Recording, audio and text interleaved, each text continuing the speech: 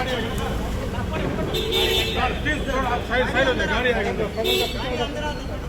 नीचे उतरो सर, गाड़ी आएगा ऊपर, अपने नीचे उतरो अंदर गाड़ी आएगा।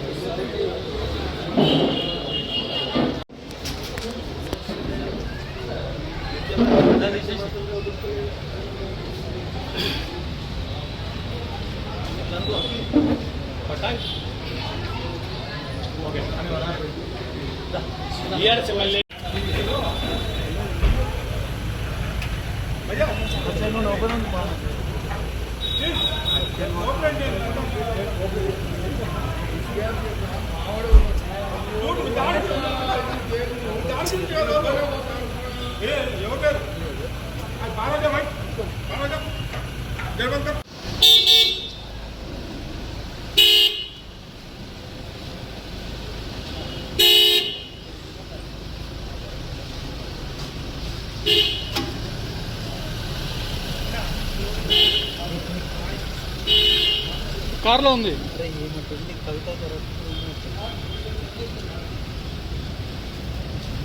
కవిత అరెస్ట్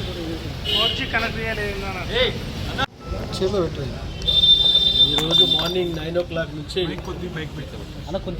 ఎన్ఫోర్స్మెంట్ డిపార్ట్మెంట్ వారు సర్చ్ చేయడానికి రావడం జరిగింది. డిప్యూటీ డైరెక్టర్ ఎన్ఫోర్స్మెంట్ వారి సిబ్బంది మొదటి నుండి మా ఇంట్లో మా బ్రదర్ ఇంట్లో ఎన్ఫోర్స్మెంట్ వాళ్ళు సోదాలు చేసి లాస్ట్ తేలింది ఏంటంటే అక్కడ కొండను దోవి ఎలుకలు పట్టినట్టున్నారు.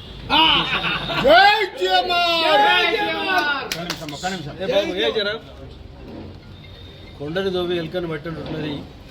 ఎందుకంటే ఇది పూర్తి స్థాయిలో పొలిటికల్ ప్రెషర్. ఎందుకంటే రాష్ట్ర ప్రభుత్వం కానీ కేంద్ర ప్రభుత్వం కానీ ఇటువంటి కార్యక్రమాలు ఎన్నో జరుగుతూ ఉన్నాయి. అందులో ఇది భాగం. మంత్రులు ముఖ్యమంత్రులు అసలు గిట ఒకళ్ళు ఇవ్వకుండా బలి చేస్తూ ఉన్నారు రాజకీయంగా.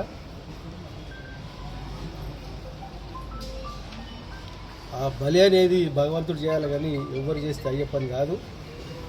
కాబట్టి పూర్తి స్థాయిలో వాళ్ళకు ఆ డిపార్ట్మెంట్ వారికి అన్ని రకాల కుటుంబ సభ్యులందరం సహకరించి ఏమేం కావాలన్నీ వారికి అప్పచెప్పడం జరిగింది.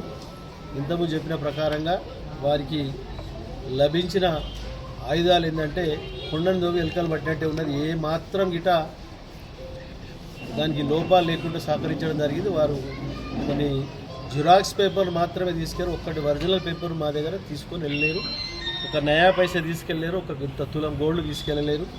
అది ఒక కుటుంబంలో ఏ విధంగా వాడుకుంటారో గోల్డ్ కానీ ఇంకోటి కానీ ఆ కుటుంబంకు వర్తించే రీతిలోనే మేము పెట్టుకొని వాడుతూ ఉన్నాం. కాబట్టి ఎక్కువ అనవసరమైనటువంటి ఒక మన ధనంతో మేము ఇక్కడ జరుగుతలేము. కాబట్టి దయచేసి మీరు అందరూ ఆలోచన చేసి వాస్తవాన్ని పబ్లిక్ తెలిసేటట్టు చేయాలని చెప్పి పత్రికా సోదరులను కోరుతాం. అంటే ఈ పొలిటికల్ నేను చెప్పినా కదా, సెంట్రల్ గవర్నమెంట్ కానీ రాష్ట్ర ప్రభుత్వం కానీ మంత్రులను ముఖ్యమంత్రులను ఎమ్మెల్యే వదులుతలేరు.